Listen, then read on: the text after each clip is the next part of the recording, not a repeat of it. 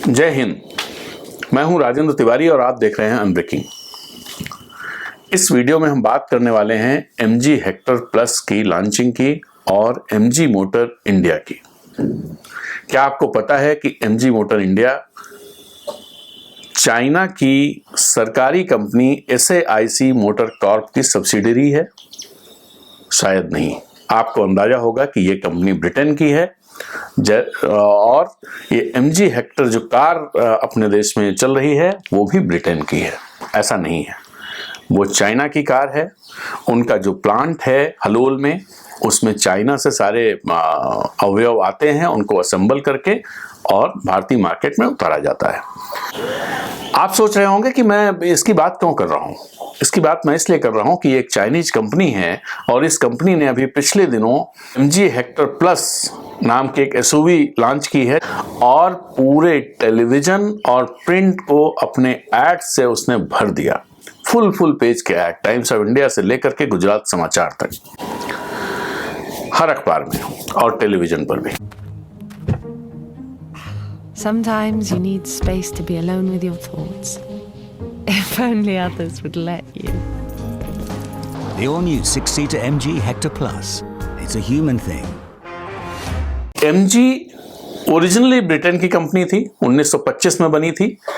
इसका नाम है मॉरिस गैराज और 2005 में इसकी हालत खस्ता हो गई। इसकी हालत खस्ता होने के बाद चाइना की कंपनी थी नानजिंग ने इस कंपनी को टेक ओवर किया और उसी साल जो चीन की सबसे बड़ी सरकारी ऑटो कंपनी है SAIC मोटर कॉर्प, उसने नानजिंग का टेक ओवर कर लिया और इस तरह से MG SAIC मोटर कॉर्प की मिल्कियत बन गई। SAIC मोटर कॉर्प ने 2017 में भारत में इन्वेस्टमेंट शुरू किया और इसके लिए उसने MG मोटर इंडिया नाम से एक कंपनी रजिस्टर कराई और इसके MD बने राजीव छाबा, जो पहले जनरल मोटर्स इंडिया के CEO थे। तो यहाँ से शुरू हुआ। जनरल मोटर्स का प्लांट ही उन्होंने टेक ओवर किया जहाँ पर इसकी असेंबली होती है। कुछ महीनों पहले उन्होंने हेक्टर नाम से एक गाड़ी लॉन्च की जिसका टैगलाइन थी कि इंटरनेट इनसाइड, और अभी बृहस्पतिवार को उन्होंने MG हेक्टर प्लस नाम से गाड़ी लॉन्च की। अब सवाल यह है कि ऐसे समय में जब पूरे देश में चीन के खिलाफ माहौल है, तो कैसे एक कंपनी जो पूरी तरह से चीनी कंपनी है इतने आक्रामक तरीके से भारतीय बाजार कब्जा करने का सपना देख सकती है। लेकिन SAIC देख रही है। इस कंपनी ने हलोल प्लांट में 2000 करोड़ का इन्वेस्टमेंट किया है और 3000 करोड़ अगले 2 सालों में इन्वेस्टमेंट करने की योजना है इनकी।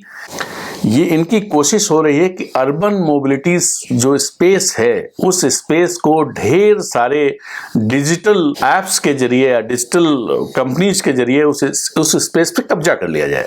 और इसके लिए इस कंपनी ने अब तक 9 स्टार्टअप्स के साथ टाई अप किया है। लोकल ट्रैवल से लेकर के हाईवे ट्रैवल, इंटीरियर्स, कार का इंटीरियर, सर्विसेज, इस सब से जुड़े हुए हैं। कोविड का जो दौर इस समय चल रहा है, जो महामारी चल रही है, उसमें इसने अपनी कई कारें एम्बुलेंस में बदल के गुजरात को दी हैं और उनका इस्तेमाल सरकार कर रही होगी। एक 59 ऐप्स बैन होने के बाद के दिनों में गूगल का जो ऐप स्टोर है उससे जो इंडिया में ऐप्स डाउनलोड हुए, टॉप 10 डाउनलोडेड ऐप्स में 4 ऐप्स चाइना के हैं और वो टिकटॉक जैसे हैं।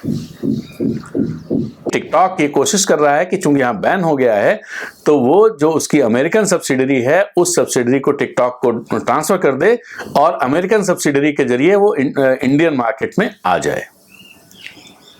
देखना है सरकार क्या करती है, MG हेक्टर पर क्या करती है और टिकटॉक की इस रणनीति पर क्या करती है, और जो नए ऐप्स जो टिकटॉक जैसे ही हैं और चाइना के ही ऐप्स हैं उनको लेकर के सरकार क्या करती है। इस वीडियो में इतना ही। जय हिंद।